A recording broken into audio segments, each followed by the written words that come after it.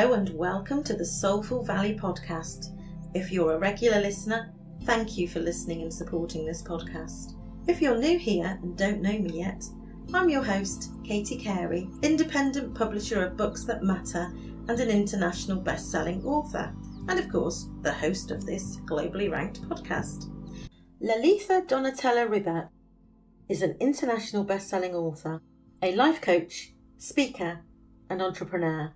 Lalitha is also a Vedic astrologer and a meditation teacher. Lalitha is a researcher of human consciousness who has dedicated the last 2 decades to guiding people to their highest potential and spiritual growth. She holds, among other degrees and certifications, a BA in Vedic astrology and is the creator of Bliss Lab. As a multi-certified life coach, Lalitha helps her students speed up dream manifestation. Lalitha taps into her 30-year research into the Vedic arts and sciences. Lalitha's influence extends far beyond the confines of her coaching practice. Her international best-selling books, studies with the renowned mentors like Deepak Chopra and Dr. Bhaskaran Pillai, and an upcoming feature in Dr. Joe Vitale's movie Zero Limits have established her as a respected authority in the field of spiritual coaching. You can find Lalitha at her website at shreemlab.com.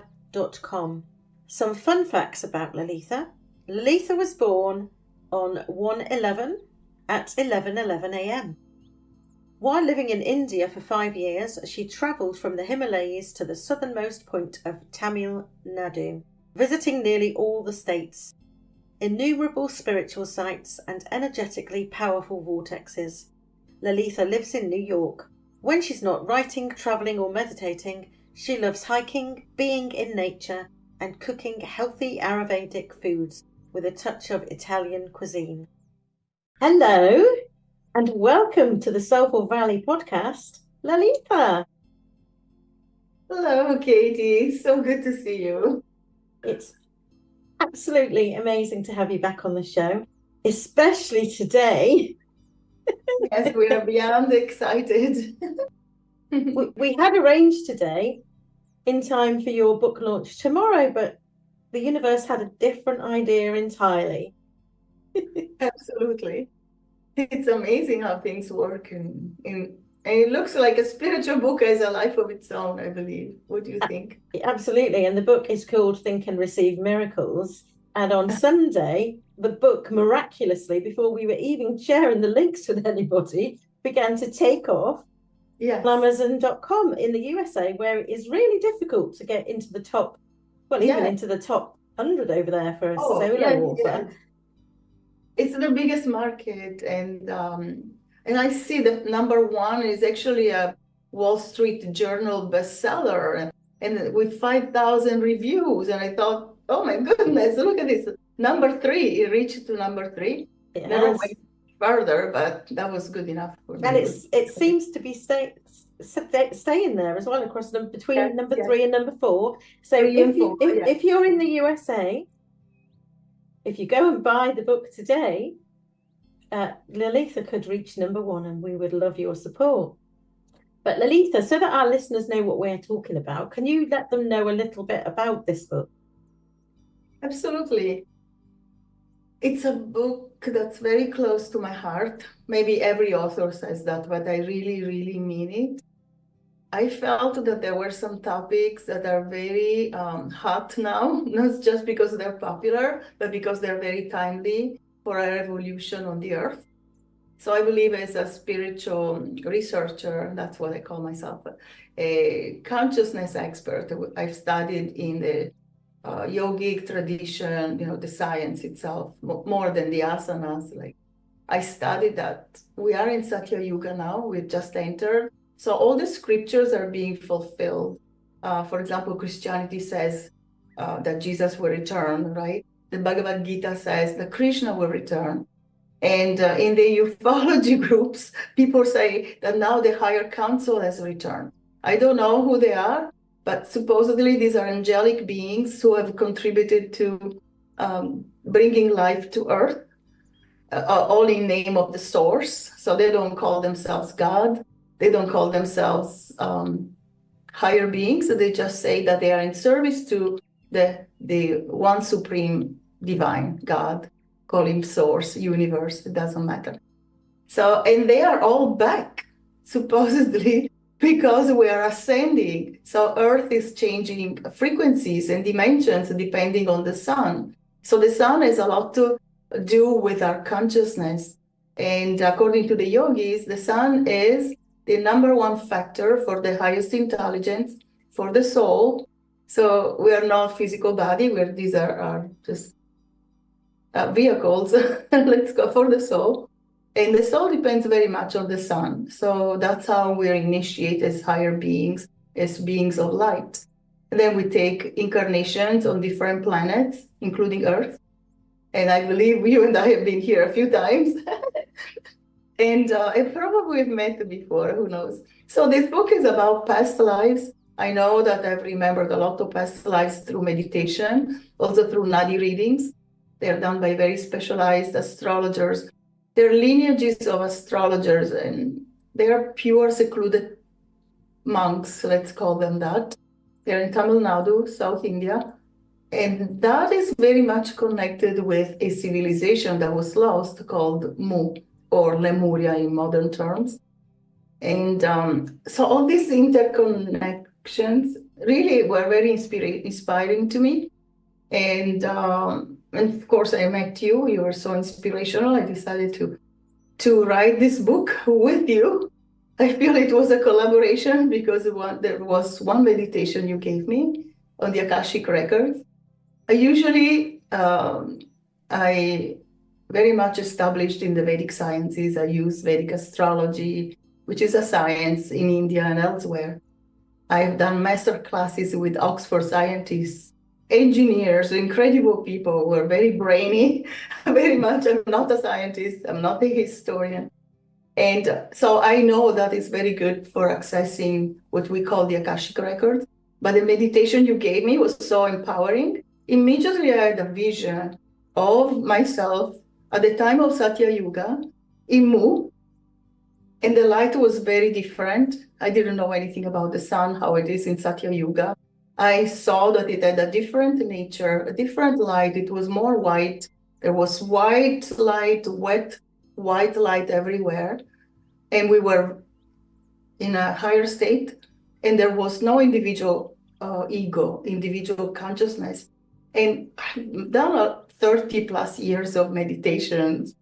And so I've studied great masters. I've been very fortunate. And I never had that sense of oneness. That was the first time I had glimpses of that. But this one time I felt, oh, wow, we are really all one. It was a higher state. And it was so beautiful. And I thought, if that's where we are going to love it. Because supposedly Satya Yuga started on December 31st, 2023. And so now we have entered this time. We are the transitional beings here to facilitate it, I believe, because we have come here. We knew why we came. We knew why these changes are going to occur and how they're going to transform. We can transform ourselves and also help others do the same. Because most of us are in the rational mind every day, dealing with a number of issues, and we worry, and we have a list of things to do, and so we don't always put our focus on ourselves and our spiritual growth. So if this book can help even this much to help to give people tools and a new perspective, so we do need an open mind. So for this book, a little open-mindedness will help. But I believe you love the stories. They're all authentic. I only like to write about things I have experienced and I know that I've researched for decades. I really don't like to just say things to people. I try to show them and give. So I'd like you to try to read this book and get the tools that are very practical, very simple, to connect with higher self has lost its meaning because it's so overused, but with that deep connection to the divine that you have, and you yourself are divine. So these tools will put you in touch with the best version of yourself. And also it will help you understand that there's nothing you cannot do. And we like to say that now, everybody's saying it, even in the marketing field or in everywhere. Like people are like to use the spiritual language now. Yeah, Because it's become cool, right? And also we probably mean it, but how many of us have had 30 plus years, to look into it? So I'm not saying I'm the only one. There are millions and millions of people like me, but I believe this book can change your perspective and help you a lot to make the best of this new time. Because there may be another side to Earth that will not evolve so fast. It will be in a different frequency. And there'll be like two populations, basically, of Earth, or two Earths. And now, if you know quantum physics, you'll understand what I'm saying. Because we are creating everything as we go, depending on whether we see the wave or the particle. So we're creating either the fifth dimension, or we will witness the changes on Earth and possibly a world war. I don't know. But according to my astrological research, also there's a possibility of that. So I believe that we are in a time when we really need to hurry and look into better way of doing things and to embrace collaboration and embrace more love. It sounds so far-fetched to talk about universal love in our daily busy lives, but that's where we need to go. We have no choice. It's also something that is so simple that we can do, isn't it? It is. It is. We search for all of these complicated ideas and we're always seeking, but it all comes back to just being able to connect with an open heart and love for the rest of humanity, for everybody and everything around you. And I think people don't think it can be that simple. But it right. is. We forget. We all forget. I believe that when I'm rushing, when I have a lot to do, my husband had a fall recently. I was super busy. I was still in the process of finishing my book, etc. It was like two different worlds. I thought, wow, I was getting uplifted from my own book because I was in such a bad state of, suffering and worrying about my husband, etc., and overworking. And now I think, yes, it is simple. We can really love each other more. We can forgive more so we can free our energy. We have become enslaved to the past. We have become enslaved to those who have hurt us. We've all had some trauma, and I believe we need to heal. And so this book offers a lot of simple yogic, but also simple spiritual tools. I believe you remember your past lives when you embrace these techniques. Just even a conversation can awaken so much within. Do you agree, Katie? Absolutely. Do you want to share just one of these techniques, Lalitha, with our audience? Definitely. To give them just a simple taste. Yes, so a simple thing we can do is simply open ourselves to a conversation on new topics. For example, in the 1990s, although I had new knowledge of yogic science, what I was reading was books on intuition.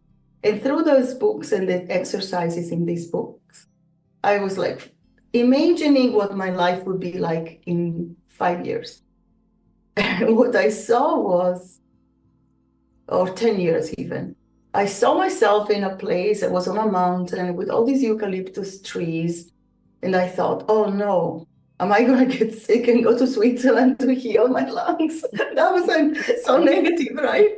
So why am I in this beautiful place with eucalyptus trees? I didn't know that in India and the Himalaya, there are a lot of eucalyptus trees. I discovered that 10 years ago when I lived there. And then also I saw these beautiful fabrics, Indian fabrics, and I thought, oh yeah, that maybe I will go to India, I thought, because I love the India and its spirituality and wisdom traditions. And so I saw these beautiful fabrics. It turned out that it was part of a bedding, like a bedding set that I actually had in India. There was a beautiful bedspread with these pillows in the same fabric. It was magnificent, the paisley with some blue and purple and burgundy. It was so pretty, and some like okra. I don't remember. It was just a gorgeous combination of colors that really resonated with my taste. And so you can really have a glimpse of the future just by opening yourself to a new idea. Let's see, how will I live? Where will I be? What do I really want to do?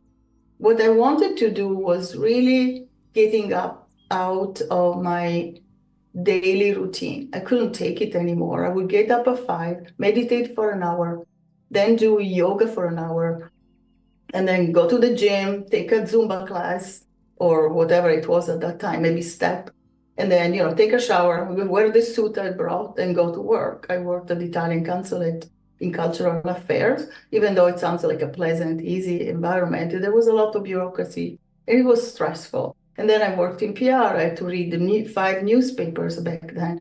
After reading the news, I was a basket case.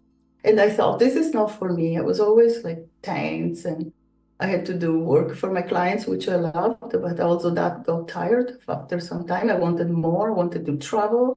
I wanted to become a yogini. I wanted to spend time in meditation. And I had to do it. I couldn't do otherwise. I had to follow. But it took a lot of courage, to leave that income and then switch to being paid by the hour for your yoga classes. But then I went to India, so the rest is history, and you can find some of that information if you like, also in my book. So there are simple techniques, like just open yourself up to the Akashic records. I just heard this meditation. Your meditation, I believe, is 20 minutes. Yes, Boom, it was, yeah. this vision. We're all becoming psychic. There's an anthropologist, you will read about her in my book. She said that the next human would be fully psychic. We're already like that because of all the solar flares. So the sun has entered a place in the galaxy, apparently, that brings back the light on Earth. When the sun is in a different position, we experience the Kali Yuga or other lower frequencies and light and less light, which means the consciousness, a collective consciousness drops, and there are conflicts, wars, crimes. People don't resonate with the divine. They don't care anymore. They don't believe I'm here, I'm flesh and blood, and I don't see and I don't care. I want something now. So there's instant gratification, and people there's cheating and stealing and all the crimes that we see every day still. So now we're in this transitional time where the light has returned, and we see that we have these possibilities, but because of the light, now we're kind of shocked. Oh my God, what have we done to the earth? Oh my God, look at my life. Oh, look at this job. Look at this relationship. This is toxic. These are the ones. So we're a little bit stressed out, or even shocked. I would say more shocked. And we need spiritual teachers to say, hey, you're not finished. This is just the beginning of something wonderful. All you have to do is just look into it. Just take some time for yourself. What is it, 10 minutes a day? Better than nothing.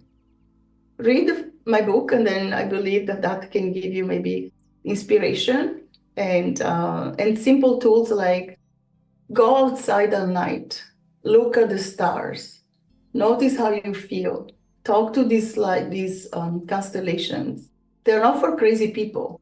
This conversation is not for, delusional people. Like we seem delusional to very practical people, right? Sometimes people can laugh. I don't mind. We all have a different path. So you go outside and talk to the stars. They are alive. Even scientists are finally saying it. The stars are alive. They choose their own path. So these are sentient beings. The yogis have always said this for many thousands of years. We're just hearing the conversation now because we're looking into ancient wisdom, and we're waking up. We're having intuitions. We meet people who give us guidance, right? So the Akashic records, imagine how your life is going to be, but primarily imagine what you want. That's even more important today. because we need to be excited of waking up and living our lives and helping others. And there's got to be more inspiration. We shouldn't just wake up, go to a job so we have food to eat. That's called an enslavement. Not that I've not been there. I've also worked, for a living. I tried to make it as exciting as I could at the time. I kind of managed to make it nice. I tried to get the best clothes I could afford and go to beautiful places. But it was tiring too, like how much instant gratification can you have before you become very depressed? That's my experience. I've never been a party, what we call in America, party anymore. Never. Not even when I was younger, a teenager. I liked my friends go to the clubs, etc. I didn't like it. I liked dancing, so I studied dance, but it was not for me. But I did have a nice lifestyle, I have to say the truth. I didn't deprive myself of anything, but there's got to be more, right? If you're not happy, there's a reason. So yeah, there are a lot of teachers out there. But I'm very excited that this book is number one, and I believe there is a reason. So we need to start talking about star beings. We have brothers and sisters. Some are bad. They will evolve one day, maybe. It's not our problem. But we have angelic beings. They're sometimes in the light body, or sometimes they're in the flesh body. Depends. They can have both sometimes. And so I'd like to know, more about this topic, and I decided to share my experiences with this topic. So from childhood, experiences I had, and I put it all together. I also remembered about lifetime in the past in Mu. That was so strange because at Mu and Atlantis, I always felt a repulsion for Atlantis. Maybe I've had a bad life in Atlantis. And some people are still wondering, is Atlantis real? Everything has been suppressed. Why? Because we have a history and people don't want to push the envelope. They try to make it very simple for us. Yes, we started 6,000 years ago. We were hominids at some point, and now we're beautiful, now we're smart, now we have technology. Is that really how it worked? I don't believe so. Every day there are anomalies, people finding ancient technology that surfaces from, in archaeology. I'm not an archaeologist, but I follow Gaia TV, like most people, and watch videos on YouTube, and I like to make my own mind about things. And there's a beautiful museum in Japan, and it's called, I think, Lemuria. And there are a lot of photos of underwater buildings. Of course, mainstream archaeology called it natural erosion. These are right degree angles. There are steps of temples, columns, and everything. So, okay, we're not that dumb, right? There's got to be something there. So yes, so it's a lot. It's time to start, this conversation about who we really are, where we're coming from. We come from the highest realms, as high as we can imagine, and also we're in ancient civilizations that had better technology than today, and it was a combination of technology and consciousness because they're inherently connected. They're very closely connected. You cannot have one or the other, unless you want to go in the second dimension or worse, in the lower realms where there's only greed and ego and hatred. And I'm not interested in that world. And I'm sure you're not either. No. And if you're finding this conversation fascinating, then I highly recommend that you go and download this book because it's at the lowest price it will be for another 24 hours probably. In the UK, that looks like 78 pence. But for lots of wisdom, lots of real life experiences as well that you've had. You've shared some of your stories from your childhood. Absolutely. From research and my own experiences and my family also. I share from a friend an episode. I like that. I like to talk about my friend. Her name's Stephanie. and she's French and she lives in Paris. And she had an experience. She met a tall blonde being in the subway because the night before, after reading a book on ETs, she became so fascinated that she wanted to meet them. And she said it out loud, I want to meet you. I want to meet you, I want to see you, etc. The next day, this tall blonde being, telepathic, proved they could read her thoughts, freaked her out, scared her so much. Because we think we're ready, but sometimes we need a little comfort zone, right? So he probably wanted to prove to her, hey, you called us. He was dressed very elegantly, very nicely. He was very handsome, very tall, very polite. But still, she had forgotten that that was her desire to meet. And he said, if you don't hurry, you'll miss your stop. And he named her stop, the stop where she was going, and nobody knew. Actually, it wasn't showing a ticket or anything on the subway. And she was going, let's say Montmartre, okay? Montmartre. And then she wondered why he knew where she was going. So she became worried. And then he also told her, you're going to one of these salons, health salons. It was a health conference she wanted to go to. And there were two simultaneously in different parts of Paris. And she was wondering which one she should choose.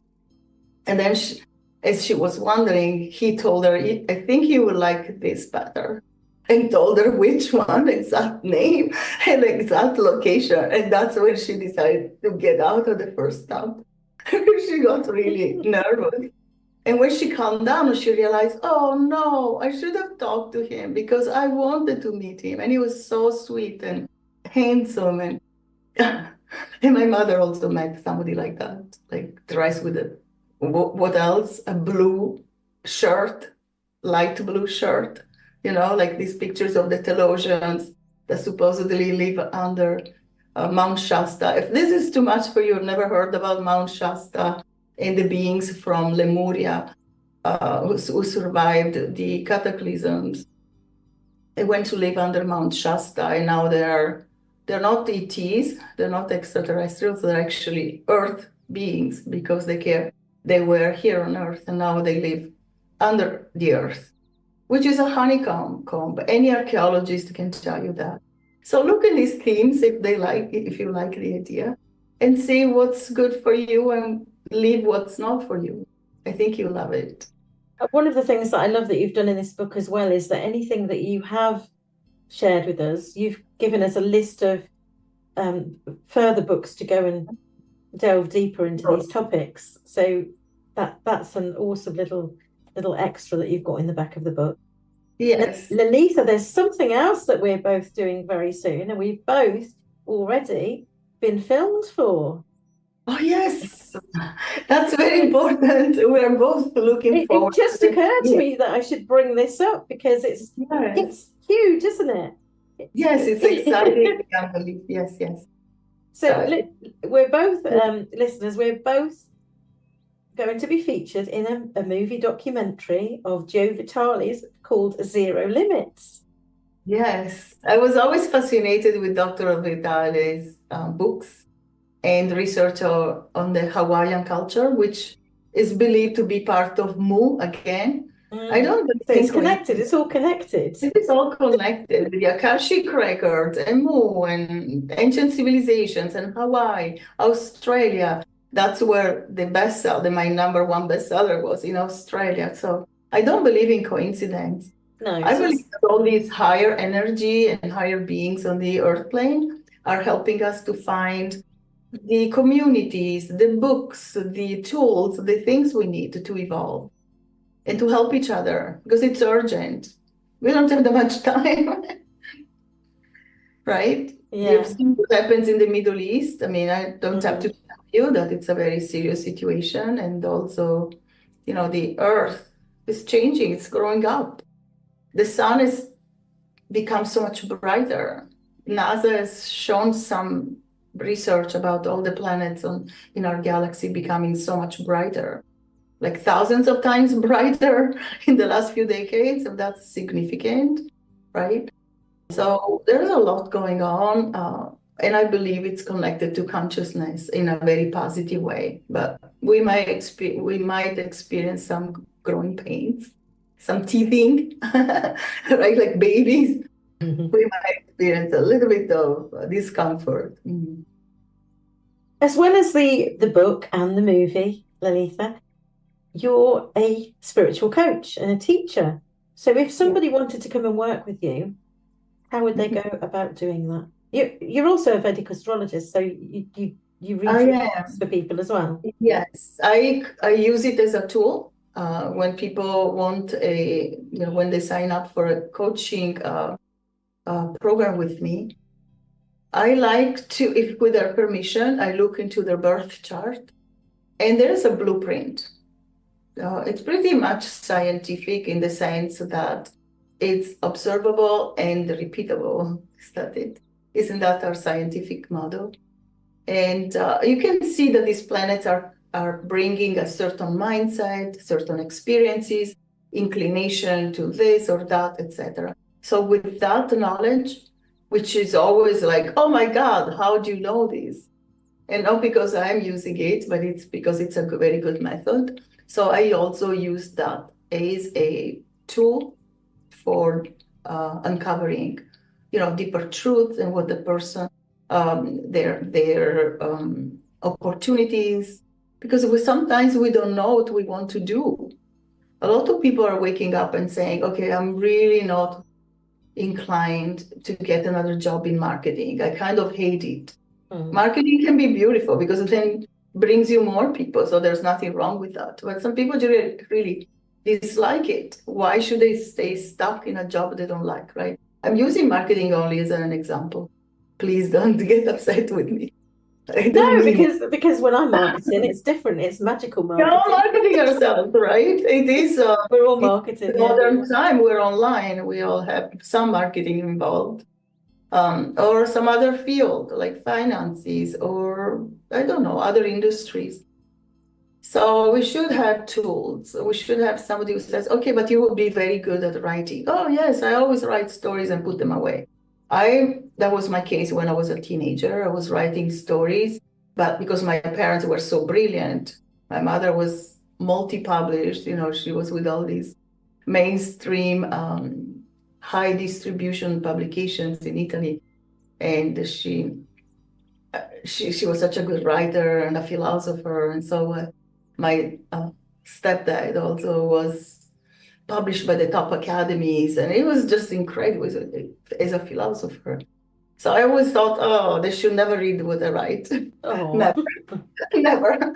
They criticize me so bad. That's where the comparisonitis comes in, then, isn't it? So then you hold yourself back. It starts in childhood.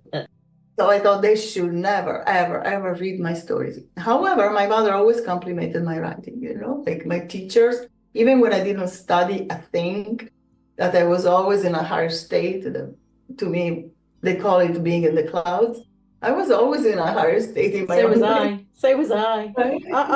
I was the child in the classroom that would write 20, 30-page essays when you only needed to write 2 pages. There you go. And I would write poems, or I would write whatever I wrote, no matter how dumb. Oh, wow, this is fantastic. All my teachers or professors, they loved it. And I thought, okay, I can always get away even if I don't study. If I write something, they love it.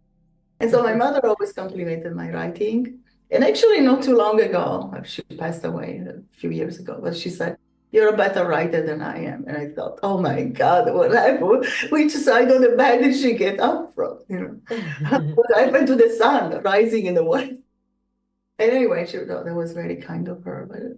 And she was very happy when I wrote my first book. And she said, oh, and we're talking about top level intellectuals, right? With lots of successes. And she said, oh, we didn't know that aspect of life. We're just, just us. Like, what do you mean? My stepdad had 2 PhDs. My mom had 1. So I was always I was lucky that I got the support I needed at the right time when I was insecure. And I think that's what we need. I talk to spiritual people and I see them, they're very tentative, because we didn't grow up with a lot of support for the things we really love. Mm. Maybe in the US, in the new generations, you see that more because parents who have suffered in their childhood support their children today. They say, do what you love, you'll be successful at that.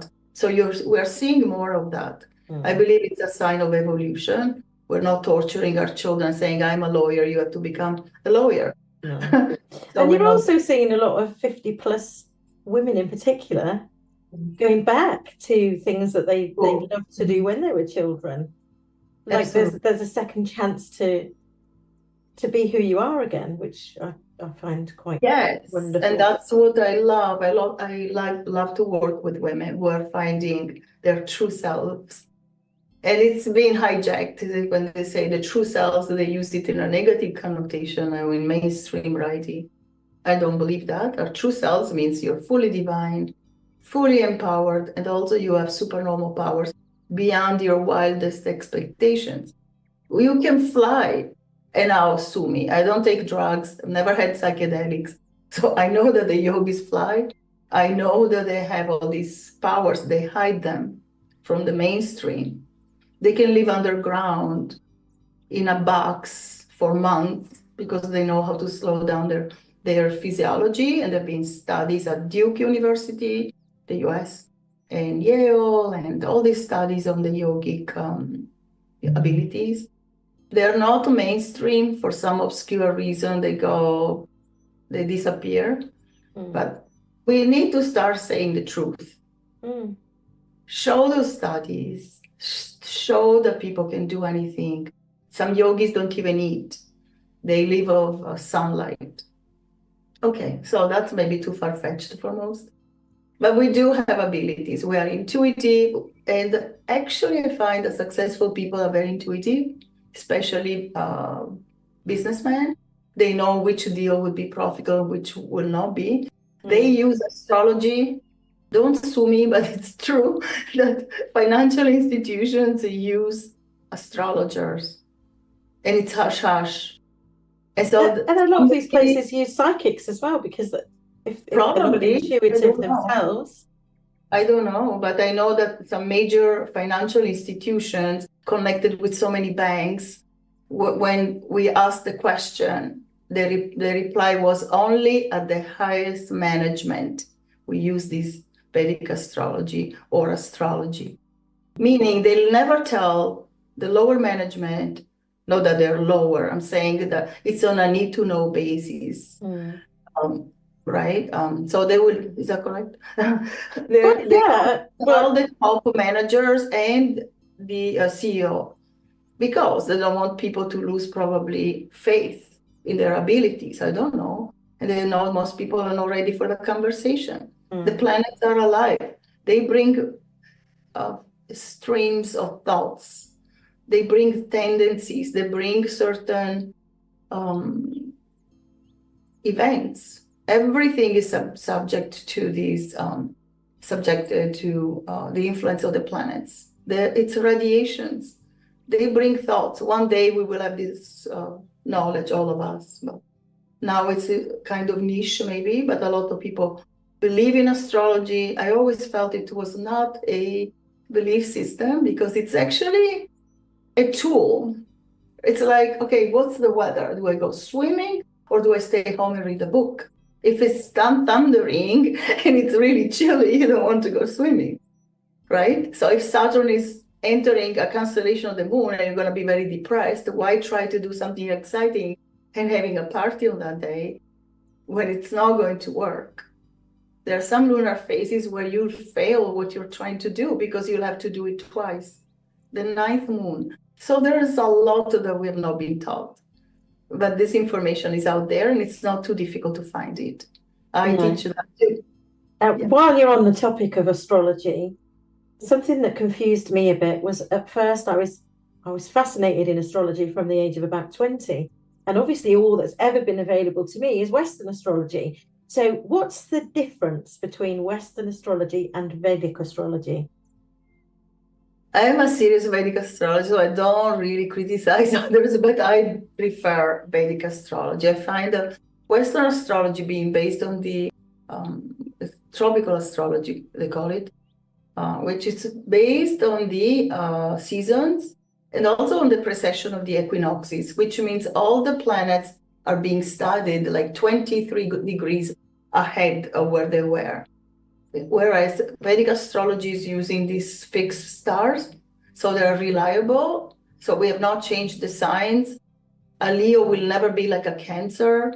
They're opposites. The Cancer is ruled by the moon, gentle, loving, sensitive, intuitive, and Leo is what? The leader, the president, the actor, the person with a big personality and sense of success, leadership, etc. I mean, they're opposite, but because of this shift of 23 degrees, now people are called a Leo when they're Cancerian, or they're called Aries when they're Pisces, and it's just like so. What would I be if I'm Libra? In confusion. Yes, so we cannot really understand an individual from the month and the day of their birth. That's what I found out. It's like saying, okay, I was born in the winter. I really am good at skating, ice skating. I'm not sure that's true. Some people who are born in January hate ice skating and they actually want to live in the tropics. So I don't want to simplify it because actually it may work at the highest level where the person is very scientific and they're doing all these calculations to extract, and the difference. And I find that it's in a state of confusion, as also my teachers believe. But anyway, there's a lot of truth in the precession of the equinoxes, the solstices, etc. Equinoxes have changed, right? Because of this precession of the equinoxes. So that's some research you want to do. I find the Vedic astrology is easy, clear, and reliable.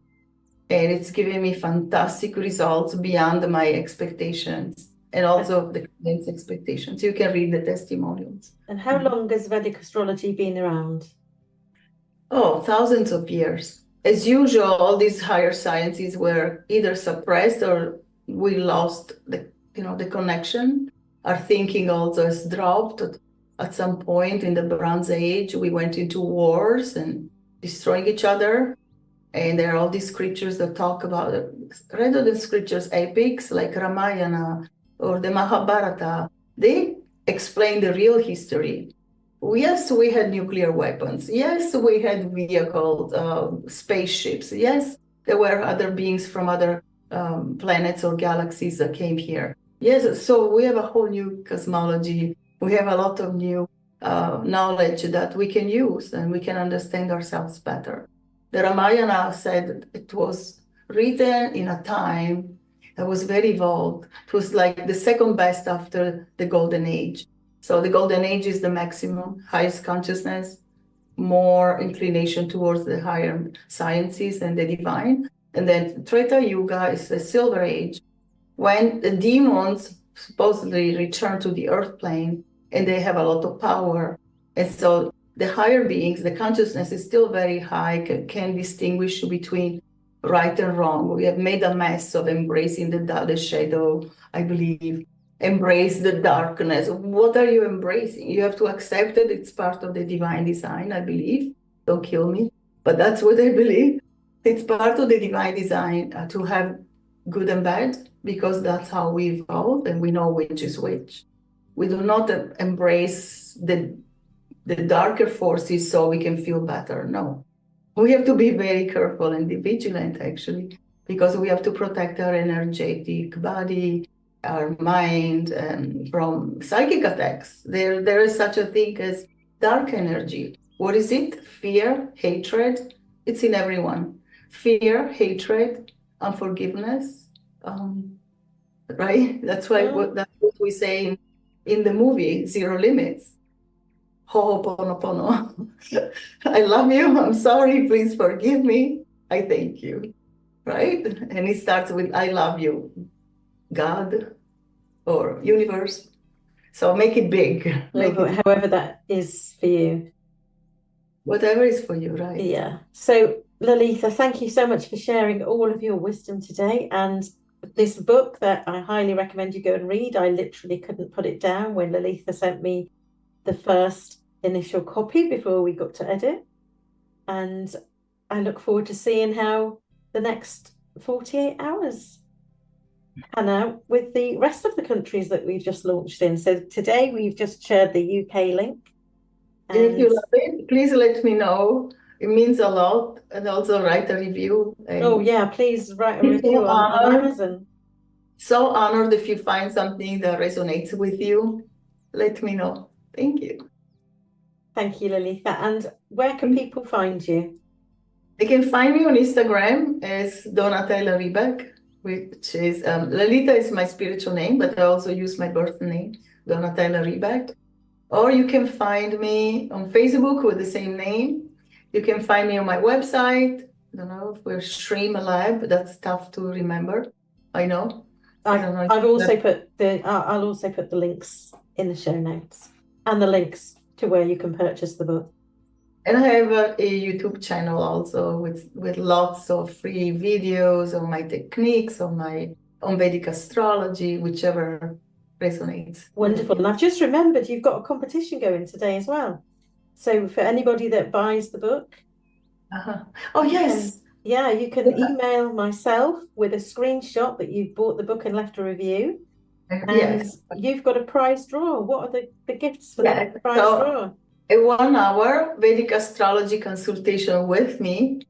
And the value is $351. I don't know how much that's in pounds. And so I offer 2 of those as a lottery and also a copy of my book signed, if you like that. Thank you again, Lalitha. Thank you so much, Katie. Wonderful seeing you again. Bye for now. Bye.